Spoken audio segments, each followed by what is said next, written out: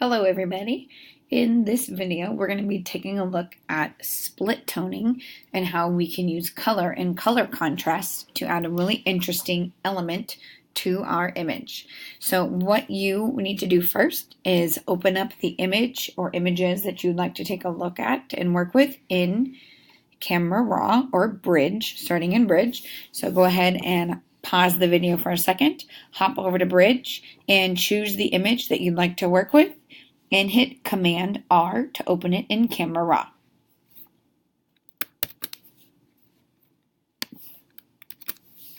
Okay, so what I'm going to be taking a look at today in Camera Raw is the section over here.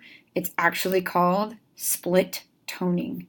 So I am going to click on Split Toning, and here is where you can see my color adjustments. We're talking about highlights and shadows here today, and this balance slider is how much my image is highlighting or focusing on the highlights or the shadows. We are going to be able to change the actual color that we see in the highlighted areas, and the saturation is how much of that color we're going to be able to see in that highlighted area. So what I want to talk about first very quickly is something called color theory. So we are going to talk about contrasting colors for just a second. So what I want to pull up for you is the color wheel. What we are looking for today is complementary colors. And complementary colors are colors that live across from each other on the color wheel. So for example, we have our green is across from red, our yellow is across from purple, and our orange is across from blue. So when we're talking about split toning, we want to choose a complementary color set to work with. So when I take a look at this picture, I can already tell it's really warm, so I'm going to stick with my orange and my blues. I can try red and green, and I can try purple and yellow and see which one looks the best for my picture. But for this tutorial, I'm going to start with orange and blue.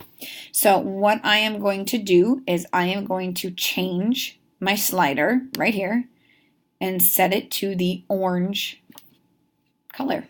Right there, super easy.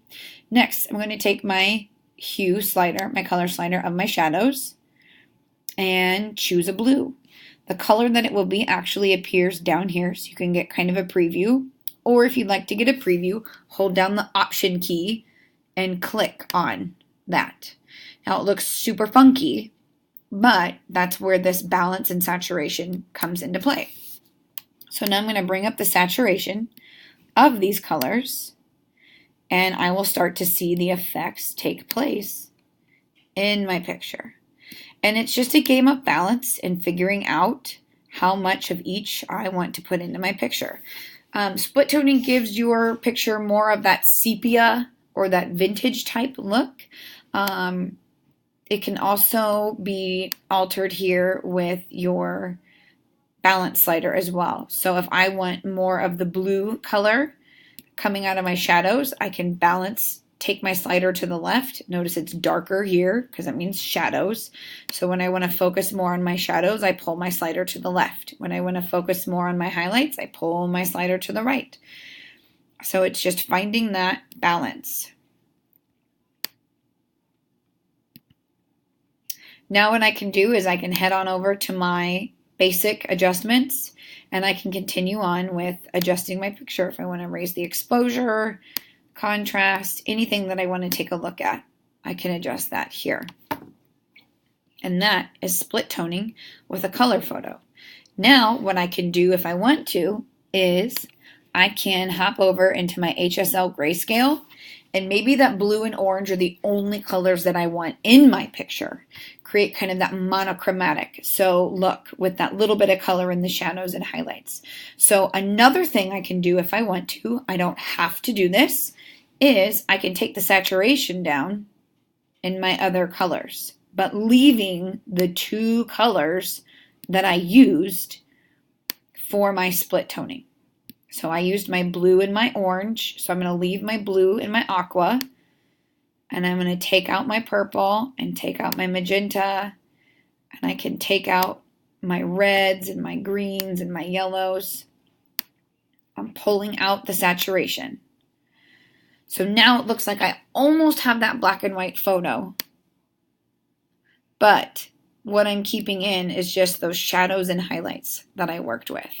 So that's another really fun effect that you can do with your split toning as well. If you don't like that, that's fine. You can set them all back to 0 by clicking the default too, and just work with it that way. So enjoy split toning.